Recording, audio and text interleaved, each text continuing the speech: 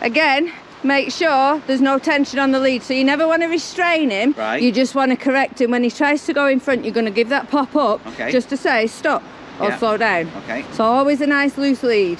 So, beautiful. Looser than that. No, that was fine. Yeah. Short but loose. You don't want him to have enough lead to get in front of you, so you can shorten him up a bit more. Right. And also, I've only got a couple of biscuits on there, but so now your handle, and it's easier, so if he pulls, because you've got an actual handle, it's easier to handle. I've tried it because with the lead, I've got it wrapped around my hand. Yeah. And when that does happen on there, it does dig in. Yeah, and that's how you break your hand, because, you know, it's wrapped round, it's a lot of pressure on your little bones. Yeah, you have to, I feel the difference in control. Yeah.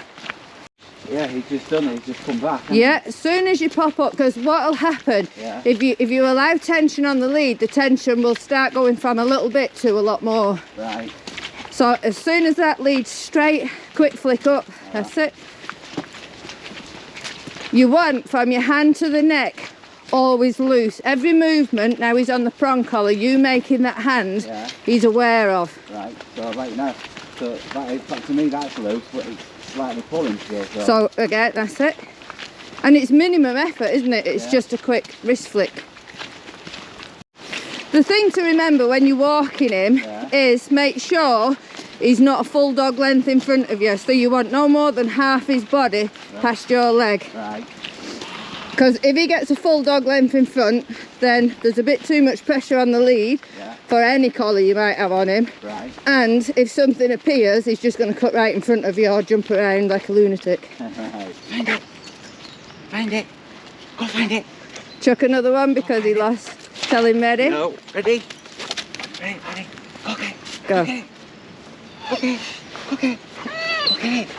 Go get it. Ready? Okay. So that was just a test anyway to see would he focus on the game. Right. No, he wouldn't. No. The dogs came too much. But again, you see, he jumped off the wall to get to the dogs, but one of the dogs had come right up to us. Yeah.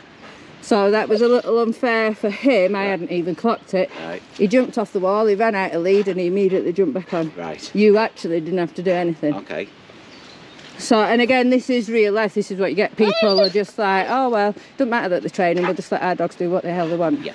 Okay. Which is annoying. But for him, it was a good test because he kept looking, but he also kept a little bit. He didn't go and find anything, but he did keep, when I said ready, he's like, oh, right, what are we playing? Yeah. We just hadn't got him in the game fast enough. Okay. So when he doesn't pay any attention, then we put the treat right on his nose. Right. Ready? And throw it, which is what I tried to do with the dog, but when I looked at it, it was like right here, so that's why he failed that. But still, not bad. I mean, I would imagine day one he'd have been screaming and flipping and everything. That was a lot different than what he wouldn't really be. You know, he anchored back there, but that was nothing. Yeah. But again, that's how he learns. So you effectively didn't have to do anything. He just ran out of lead and corrected himself. Yeah. But that's how they learn. Yeah. But because he's got that on there, that makes the difference on there. Because on his normal collar, I'd have gone. Oh, he'd have took you with him, and he'd have been making that god awful hanging sound. Yeah. Have you got so? Yeah, that's it. So your lead at the moment is only to stop him flouncing off. Good. And the lure work to keep the treat on his nose is to teach him to follow you, and he always gets the treat when he's at your leg, not in front of you. Good. And this teaches both you and the dog that you don't need tension on your lead. Right. You want him to want to come with you. And he does. He wants to be with you. He wants the food, granted. So just be aware there's a dog coming up behind you, but keep him working on the ready game. No. Nope. Ready? Good, very good. Keep him on it. Again, you've got to be fast with your treats when there's something around. Yeah, I've run out of treats. No. Have you run out? See how he does passing the people.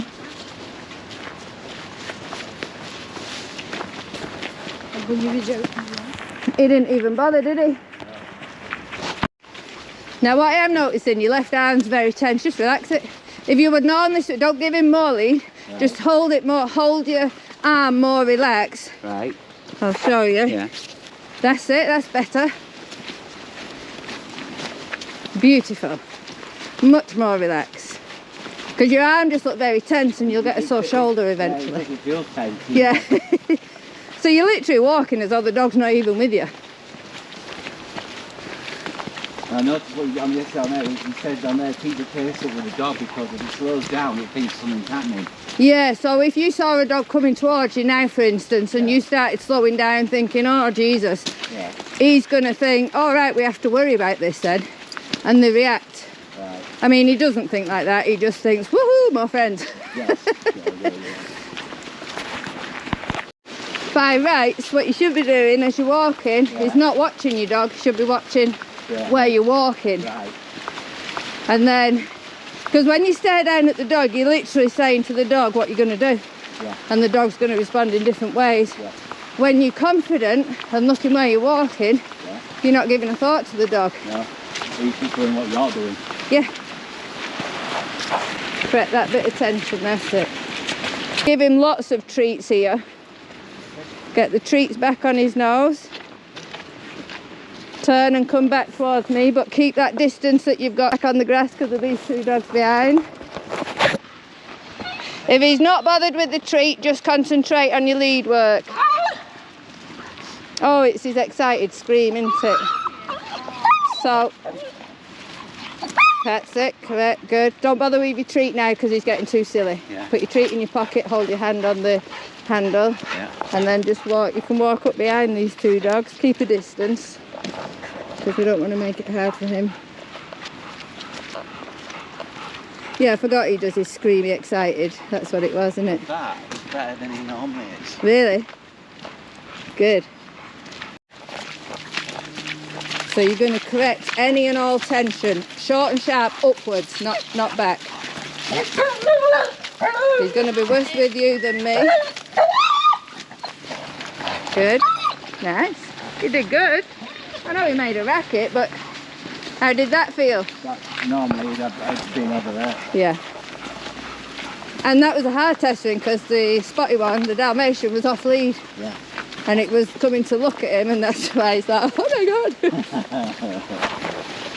God. But this is what we need lots of repetition of. Yeah. This is your real life scenarios. So how did that feel? A lot better. Good. Sit.